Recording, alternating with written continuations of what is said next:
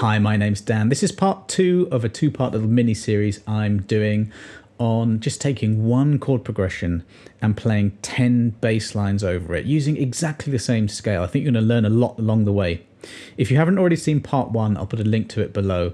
Otherwise, in this, I'm just going to do what I did in that video, which is play the exact line for you so that you can play it exactly as written. Then I'll break down the theory, the techniques behind it so that you can come up with your own things. This is a disco line.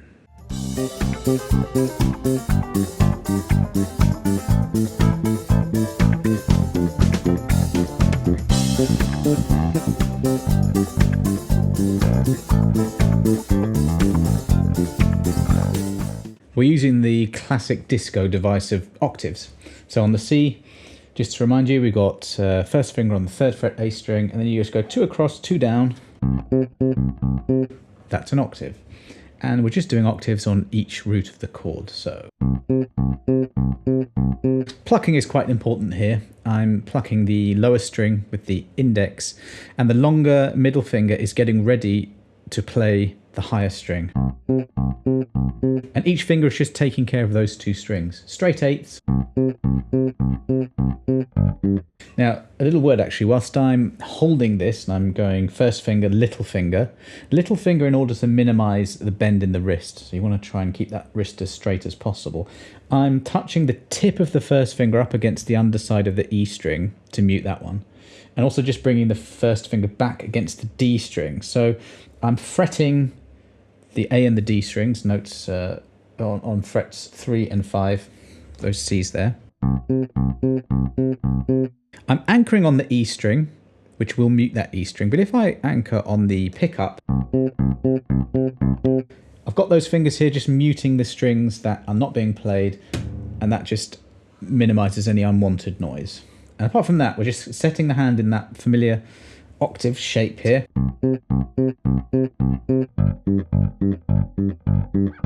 And I'm really just ready to anticipate the movement, shifting as I go. So I'm playing the A octaves on the 5th fret in order to get that pattern. Notice that if in this instance you do play open string, it's a little bit more difficult. It's harder to get that A note to be shorter. A lot more has to go on to do that. That's why here, if you want a note to be short, you fret it, pluck, and then immediately lift off the note. Release pressure while still maintaining contact with the string. And in funk bass lines especially, you get a lot of mileage with controlling the length of the notes. Of course, if you do play the A at the 5th fret, there's a bit more of a jump to get from the 5th fret to the F on the 1st fret. So what I would do is just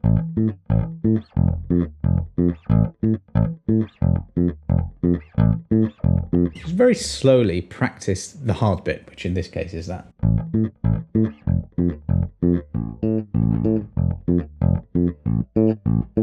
If you do want to play the A open, you could mute it with fingers 2 and 3. But then you need a bit of a fast shift to get to that F as well. So I would try both ways, see what works for you.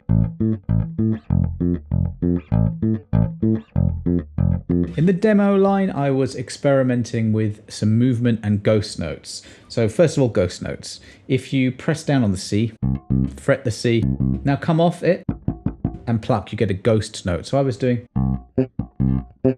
just to inject a little bit more rhythm and percussion into the playing. So what I'm doing there is just C, a low C, and then a high C.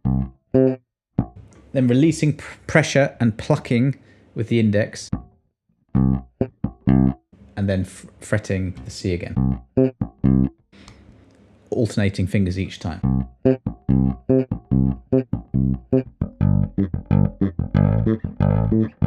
Sliding into the next note is quite a cool thing to do as well. So G to the A, I'm going fret 3 to 5.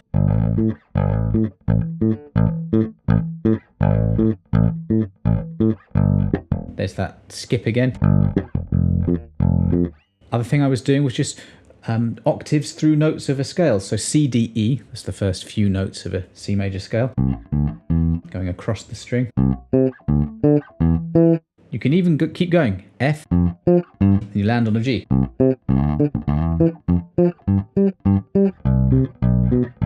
Then I'm just descending into the A there. Just going C octaves, B to A.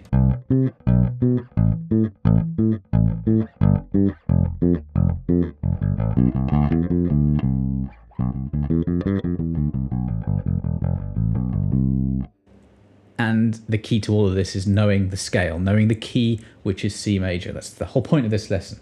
So learn those shapes as well as you can. Another thing I haven't mentioned is because C major has got no sharps or flats, it's just the notes C, D, E, F, G, A, B, C. You can say the names out loud as you go. So C, D, E, F, G, A, B, C. And descending, you're actually learning the names of the notes as you go, and that's really crucial to learn the names of the notes on the bass, preferably, you know, the whole entire fretboard if you can. One final tip is the pentatonic scale. Any of those notes sound brilliant over this, so you could be going.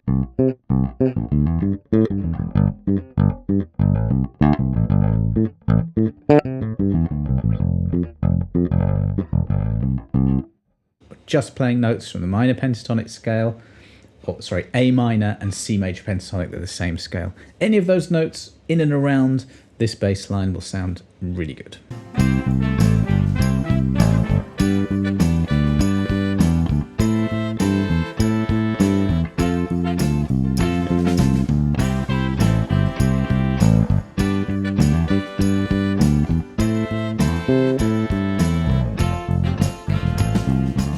All the notes here are eighth notes, straight eight, 1 and 2 and 3 and 4 and soul bass lines are all about patterns, and the patterns we're using here.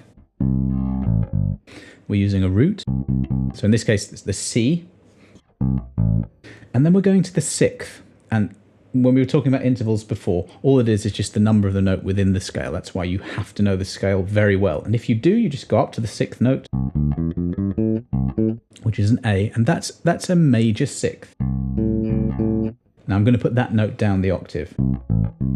And you'll find, just as we're using patterns all the time, that it's one string down, you know, towards the ceiling, down in pitch, and 2 across. So the A on the 5th fret of the E string. That is your major sixth, okay, learn that. And the 5th is 2 frets down from that. We can use that pattern going forwards. So G on the 5th fret of the D string. Exactly the same pattern. The pattern's a little bit different on the next one, that's A minor, because it's a minor chord. So we've got the root. That note there, that's the G, 5th fret of the D string. It's the 7th note going from A, which is the root. A, B, C, D, E, F, G. Even if you go down from the octave, it's still the 7th note. And there's that 5th again, we use it all the time.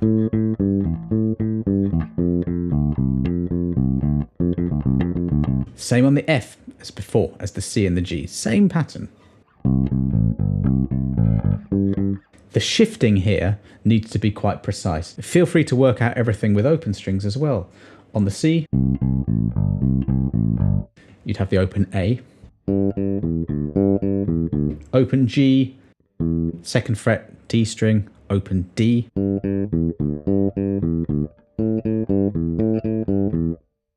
2nd fret G string is the A, and we've got open string G, and then 2nd fret of the D string is the E.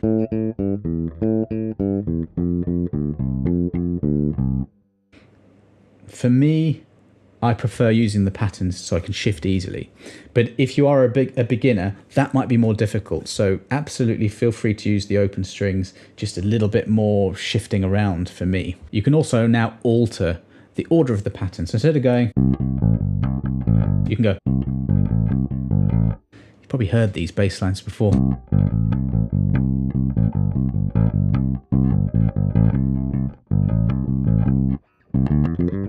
There's that C major again. I'm going to show you a very cool scale now to embellish this a little bit. Major pentatonic. I'm going to show you in a specific shape. We're going to go first finger on the C, 3rd fret, A string. Then shift across to the 5th fret with your first finger, and then play 3rd finger on the 7th fret. So that's C, D, E. And then G, A on the D string. So you've got your root, your 2nd and your 3rd of the scale. Then we jump into the 5th and then the 6th of the scale. That's just the 6th and the 5th up the octave. And now we start to get really into soul music territory. So you can use the pattern that's on the tab and or that shape I showed you. Works on the G and on the F. But on the A, you'd need an A minor pentatonic. These pentatonic scales are absolutely essential for your bass playing career. They're used so much that you need to learn them. I've got plenty of shapes, plenty of lessons on this.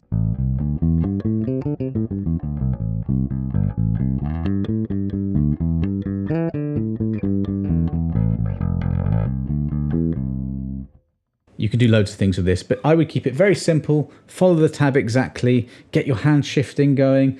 Remember as you're going to play the bass line, play it in time, but know that's my root, that's my 5th, and that's my 6th, major 6th. One benefit of that is that when you get to learning bass lines by ear, which I really urge you to do, you can get to a point where you literally just hear a song, and because you know those intervals, you know you can hear it. There's a root, there's a 5th, there's a 6th, which is great for your ear training. And obviously, if you know the patterns, you can then go to your bass, figure out where the root is, and you just got it immediately. Do this kind of thing every day, and your ear will get really strong too.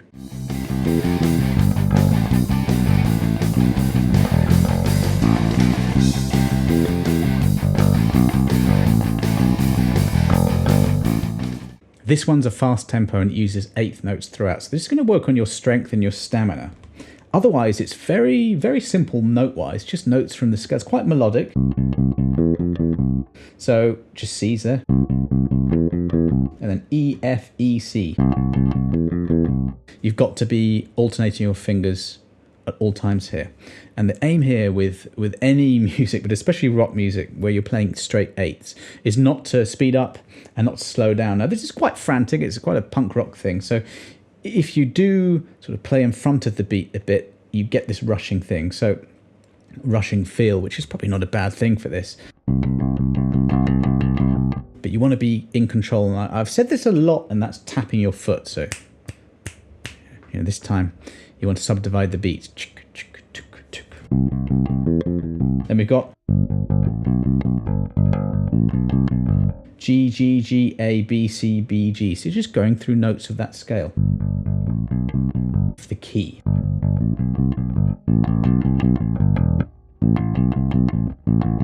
A, B, C, and then down the scale. We've got an E there leading us nicely. F, F, G, G, A, B, B leads very nicely back to the C. Now for this one, you can feel free to just use the backing track and make up your own lines. C, and this time I'm going C, D, E, F, G. I'm ascending the notes of the scale to hit the G on beat 1. Do a bit slower now. Just going down the notes of the scale in reverse.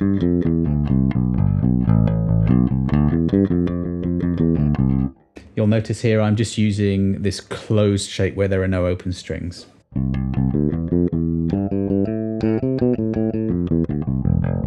But feel free to use the open strings. I've given you the shapes here so that you can learn where the notes occur. And you really want to know one closed position like that, which is a movable shape. One with open strings. One starting with your little finger. Maybe going across a string. In this particular bass line, you probably wouldn't be doing anything like that.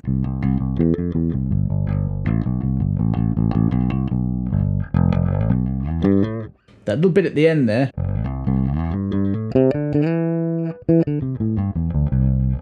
That's a major pentatonic scale. Again, I'll put those shapes for you, but it's really good for fills. Second to last line is a funk one.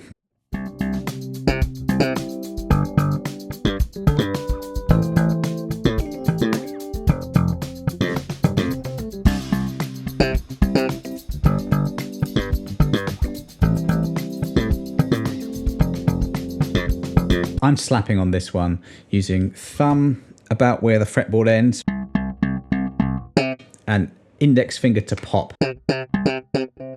Okay, but you could equally use your fingers as well. To keep this more in a funk kind of style, I've kept the rhythms very, very syncopated. So this is a bit tricky, this one. First one's not too difficult, just 2 8th notes. Octaves again, we've seen those, not too bad.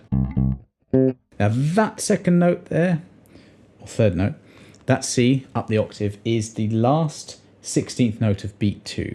So now we need to be counting in 16ths. So 2 E and that's how some people count. 1 E under, 2 E under, 3 E under, 4 E under. And it's the 2 E under. I often go like this. I'm thinking that in my head.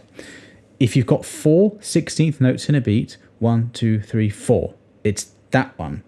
And you have to be counting or subdividing the beat in order to find where these notes are and play exactly where they are. And this is your study of rhythm. So I know that this one is a little bit tricky, but to play funk well, we need syncopated rhythms like this. So there it is. Da da ba ba da. Once you've got the rhythm, it's just the same throughout. And that's literally how I go. I go da da tuk ba. 1 2 3 4. There it is. And you have to have some sort of counting system subdividing the beats, whether it's 2 E under, 3 E under, or what I do, or whatever. If you don't have that, you'll be guessing. And if you're guessing, your playing will be sloppy. And if you're playing sloppy as a bass player, that's not acceptable. I want you to think that. And the way to get that really, really good is to be working with backing tracks, metronomes, make sure that your inner clock is absolutely on point by doing these kinds of things, you know, subdividing the beat. Working with 16th notes in this way will really, really advance your cause. As we saw on the disco one, the longer middle finger is ready to pluck, you know, the D string or the G string. And that's the thing with bass. We're trying to get together a bunch of technique, how to hold the bass, also how to count where the notes are. I realise there's a lot of things here, but not that many, really. You've just got to work really, really hard to get the coordination together. Make sure you learn to tap your foot. In this series, part 1 and part 2, I'm really talking about the same things over and over and over again. Sometimes we're playing a bit faster, sometimes a bit slower. That's all it is. We've spoken about fifths, triads, pentatonic scales.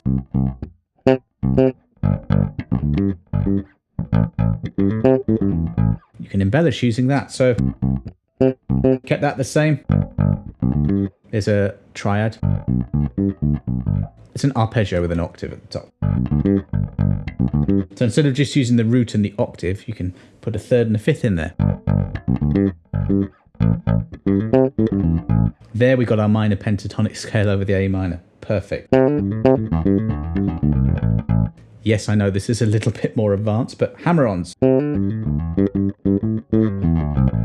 Work up to those. Works really well over that. The final line is a Motown line.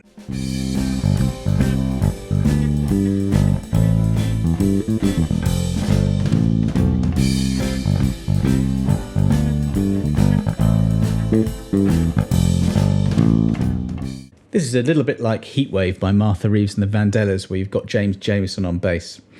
And we've got a little difference in the feel here of eighth notes. What we've been used to so far is straight eighths, where you go 1 and 2 and 3 and 4 and. Like that. Here, that little symbol at the top there, is eighths equal triplets. Now these are triplets. So you've got 1, 2, 3. If you connect the first of those two together, and so play the first and the third, or you connect the first two together, you're left with that rhythm. Da, da, da, da, da, da, da, and those are swing eighths. Very, very important in jazz music. And you hear it in Motown, you hear it in blues. So whenever you see eighth notes here, they're not felt the way that you might know up to now, okay? So this is the speed.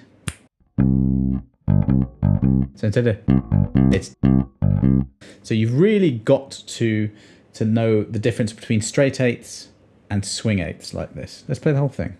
Roots and fifths. Very simple root fifths octaves. That's what we're doing. We're building layers of complexity, but the notes stay the same here. Okay, let's dissect that bit. We've got a root to a fifth on the A minor chord. If you play the so A, B, C, D, E, F, G, A, the notes from the key that start on that particular note, A. If you play the first, the third, the fifth, and the seventh, we've got what's called a seventh arpeggio. Really lovely note, that seventh. So we've got a root and a fifth, a minor seventh or flat seventh means the same thing, to the octave. You know, Billie Jean's built around that. Hundreds of bass lines are built around that. And that the three at the top there means triplets. Da da da. So we got the G on the fifth fret of the D. We've got the E on the seventh fret of the A. Now, deliberately, I'm playing an open string E here to then jump down to the F on the first fret of the E string. It's quite a big jump. We're just walking up nicely. F, G, A, B.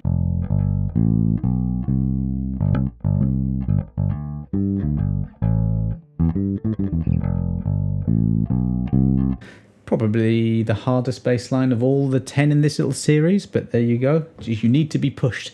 Start simple and then just, you know, push yourself a little bit further every time you practice, but make sure that you've got these concepts under your fingers as you go. When you're practicing with the backing track, you know, keep things simple, roots, fifths, octaves, and get that swing thing down.